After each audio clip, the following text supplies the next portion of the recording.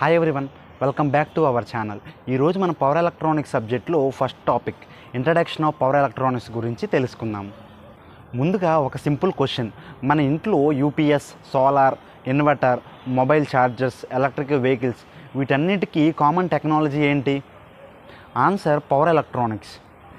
Power electronics అంటే semi conductor డివైస్ని use చేసి electrical పవర్ని కన్వర్ట్ చేయడం, కంట్రోల్ చేయడం లేదా రెగ్యులేట్ చేయడం.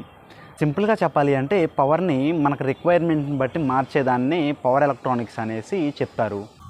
ఫర్ ఎగ్జాంపుల్కి ఏసీని డీసీగా మార్చేదానిని రెక్టిఫైర్ అనేసి చెప్తారు.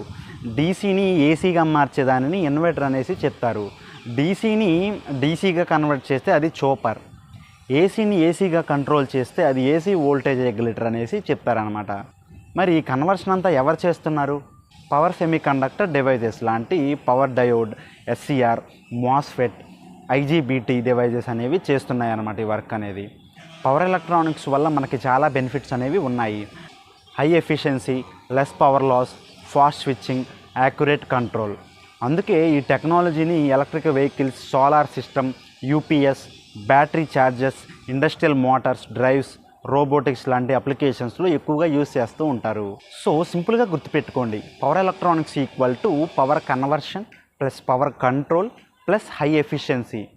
ఓకే, నెక్స్ట్ లెక్చర్లో పవర్ ఎలక్ట్రానిక్స్ యొక్క first semiconductor device power డయోడ్ని డీటెయిల్గా చూద్దాం. Thank you.